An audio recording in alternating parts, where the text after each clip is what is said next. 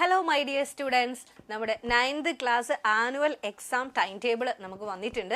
നമ്മുടെ ഒരു വർഷത്തെ പ്രയത്നത്തിൻ്റെ നമ്മുടെ പ്രൊഡക്ടിവിറ്റി കാണിക്കേണ്ട സമയമാണ് ഇത്. മാർച്ച് 1-ാം തീയതി മുതൽ 27-ാം തീയതി വരെയുള്ള ഒരു മാസത്തെ ഒരു മാരത്തോൺ എന്ന് വേണമെങ്കിൽ പറയാം നമ്മുടെ എക്സാം ടൈം ടേബിൾ. അപ്പോൾ നമുക്ക് സ്റ്റാർട്ട് ചെയ്യുന്നത് മാർച്ച് 1-ാം തീയതിയാണ്. ഫ്രൈഡേയിലാണ് എക്സാം സ്റ്റാർട്ട് ചെയ്യുന്നത്. 10 മണി മുതൽ 11:45 വരെ നമ്മുടെ ഫസ്റ്റ് എക്സാം ലാംഗ്വേജ് 1 ആണ്.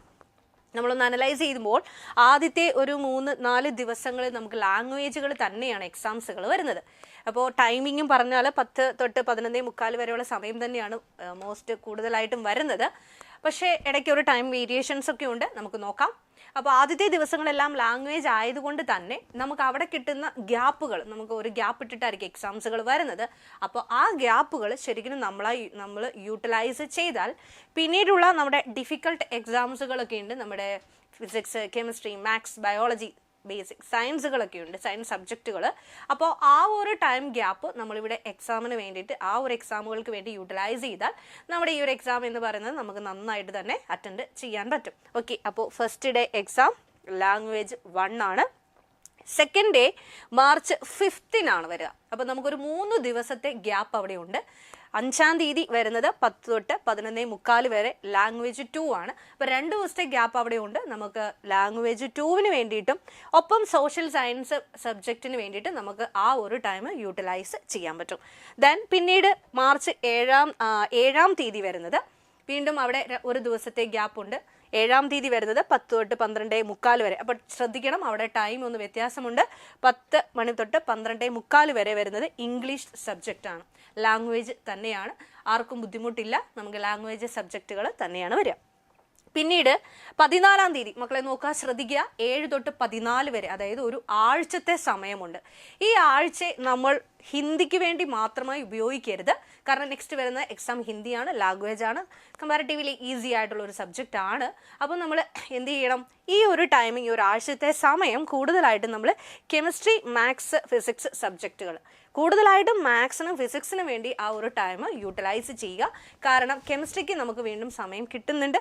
അപ്പോൾ ആ ഒരു സമയം നമ്മുടെ മെയിൻ സബ്ജക്റ്റുകളായ അവർക്ക് വേണ്ടി ഉപയോഗിക്കണം.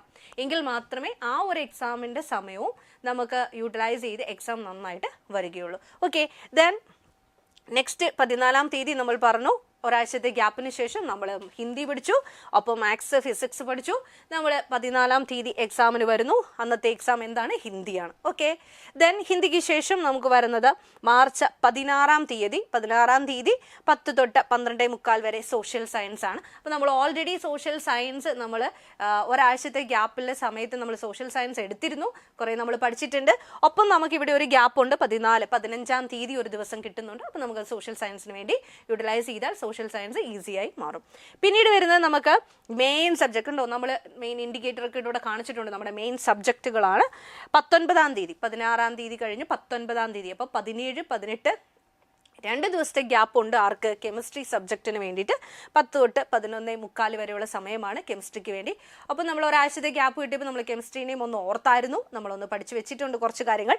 ഈ ദിവസത്തെ 2 ദിവസത്തെ ഗ്യാപ്പും കൂടി കിട്ടുന്നത് കൊണ്ട് കെമിസ്ട്രി എക്സാം നമുക്ക് വളരെ ഈസിയായി. ഓക്കെ, പിന്നീട് വരുന്നത് 19 കഴിഞ്ഞ് ഒരു ദിവസത്തെ ഗ്യാപ്പേ ഉള്ളൂ. എന്തിനാ? മാത്സിന് വേണ്ടി. നമുക്കറിയാം മാത്സ് എന്ന് പറയുന്നത് നമുക്ക് ശരിക്കും ഒരു ഡിഫിക്കൽട്ടാണ്. പക്ഷേ ഈ പറഞ്ഞതുപോലെ നമുക്ക് ആ മാർച്ച് 7 തൊട്ട് 14 വരെ കിട്ടുന്ന ആ ഒരാഴ്ചത്തെ ഗ്യാപ്പിൽ കൂടുതൽ ടൈം നമ്മൾ ആർക്ക് വേണ്ടി കൊടുത്തിട്ടുണ്ട്? മാത്സിന് വേണ്ടി കൊടുത്തിട്ടുണ്ട്.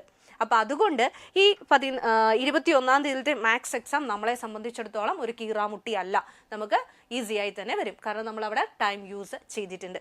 പിന്നീട് വരുന്നത് 23-ാം തീയതി, അവിടെ നമുക്ക് ഒരു ദിവസത്തെ ഗ്യാപ്പേ ഉള്ളൂ. ആർക്ക്? ഫിസിക്സിന് വേണ്ടി.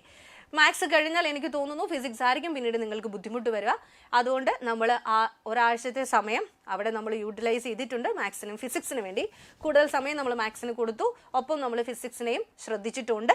സോ നമ്മുടെ ഈ ഒരു ദിവസത്തെ ഗ്യാപ്പും കൂടെ യൂട്ടിലൈസ് ചെയ്തുകൊണ്ട് ഫിസിക്സ് എക്സാം നമ്മൾ നന്നായിട്ട് അറ്റൻഡ് ചെയ്യും. ഓക്കെ, പിന്നീട് വരുന്നത് വർക്ക് എക്സ്പീരിയൻസ് ആണ്. ഓക്കെ, നെക്സ്റ്റ് ഡേ വരുന്നത് 26-ാം തീയതി. അപ്പോൾ നമ്മൾ 23 കഴിഞ്ഞിട്ട് പിന്നെ 26 എക്സാം വരുന്നത്.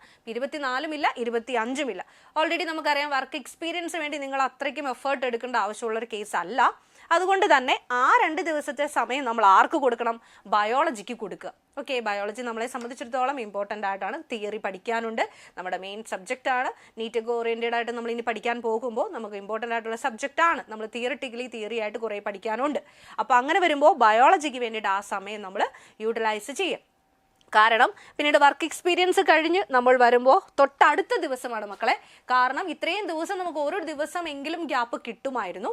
എന്നാൽ ഈ ബയോളജിക്കയുടെ കേസിൽ വരുമ്പോൾ ഗ്യാപ്പേ ഇല്ല. 26 കഴിഞ്ഞ് നെക്സ്റ്റ് അടുത്ത ദിവസം ബയോളജി എക്സാം ആണ്.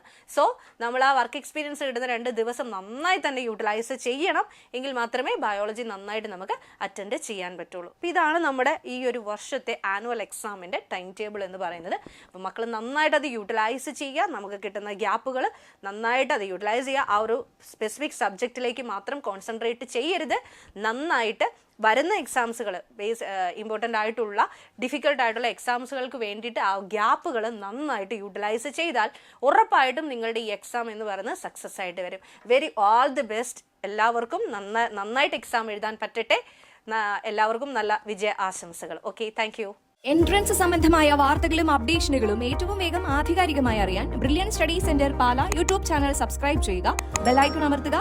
ഈ വീഡിയോ മറ്റു സുഹൃത്തുക്കളിലേക്കും മാക്സിമം ഷെയർ ചെയ്യുക.